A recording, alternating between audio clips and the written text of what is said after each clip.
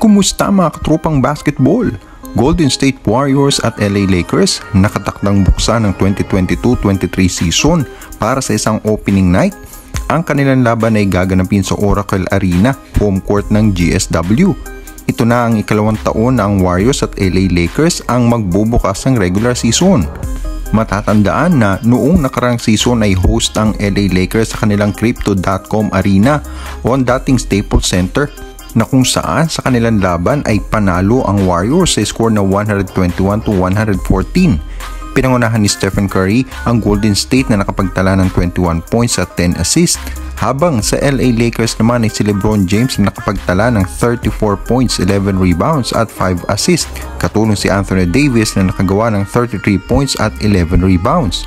Bago ang laban nila ay gaganapin din sa October 18 ang awarding ng championship rings para sa Golden State Warriors bago ang kanilang laban.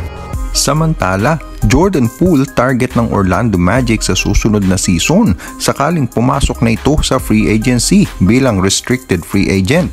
Si JP ay nasa huling taon na ng kanyang rookie contract sa Golden State Warriors at eligible na para sa isang contract extension na nagkakahalaga ng hanggang $188 million para sa 5-year rookie max contract extension. Subalit may mga report na maaaring bumagsak lang siya sa $100 to $110 million para sa isang 4-year extension. Hindi na to masama, pero ang malaking tanong kasi ay wala pa ring usapan sa pagitan ng Warriors at ni JP patungkol sa naturang extension. Ang Warriors ay mayroon pang time na mag-offer bago ang pag-uumpisa ng regular season. Dahil kung walang offer na gagawin ng Warriors hanggang sa pagbubukas ng season na ito, ay magiging challenging na ito para sa reigning NBA champions dahil may mga team na maaaring mag-offer kay JP katulad na lamang ng Orlando Magic. Bagaman hindi basta bibitawan ng Golden State itong si JP at dahil restricted free agent siya ay may kakayahan ng Golden State na tapatan ng anumang offer ng ibang koponan. Pero dahil sa issue ng luxury tax na kinakaharap nito ay kailangang maging wise ang Warriors sa kanilang mga magiging hakbang para kay Jordan Poole. Nitong nakaraang season ang so far best season ni Jordan Poole na nakapag-average ng 18.5 points, 3.4 rebounds at 4 assists per game. At James Harden at Kevin Durant na i-report na in good terms na matapos na mamataan sa isang concert ni Travis Scott sa London.